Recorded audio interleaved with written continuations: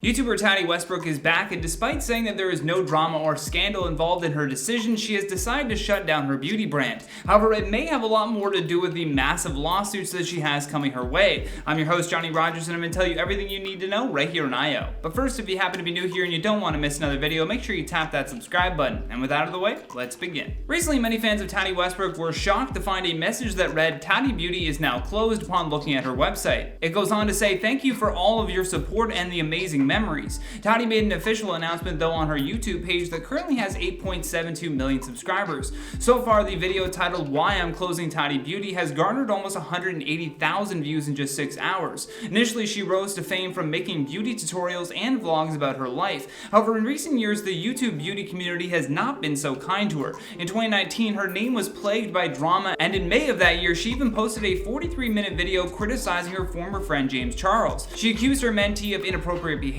and for betraying her by advertising a competitor to her vitamin brand. As a result, James lost a ton of subscribers and wouldn't gain some of them back until he posted a response video.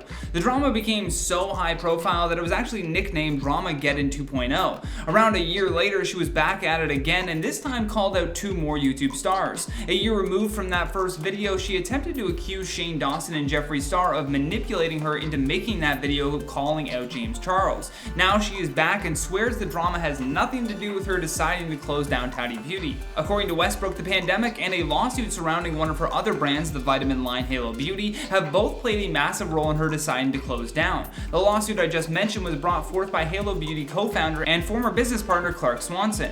Clark filed the lawsuit against Tati and her husband James in October of 2020, and because of it, Tati claimed that she had to sell her home and condo in LA to pay for the legal fees. She goes on to say, "COVID hit and that definitely slowed things down. It slowed the whole world down. And then of course you guys are aware of outside litigation that really impacted my life in full. So that kind of T-boned everything, and here we are." Adding, "Tati Beauty is closing its doors. We are no longer selling products online, and I say that with a heavy heart. I have loved creating this brand. I had huge goals, dreams, visions for the future." Tati explained in her video that launching a brand had always been a big goal for her because she loved the artistry of makeup. She said that she wished things were different but was grateful for the opportunity to launch what she did. In the last part of her announcement, she goes on to say, "There's just timing of the world, and sadly outside litigation had a huge impact. And that's just my life right now, and I'm hopeful for better days ahead." A lot of her fans are saddened by this news, but for the most part have been pretty encouraging of her future projects. One person said in response to the news, "Sorry for you and for the people you employed.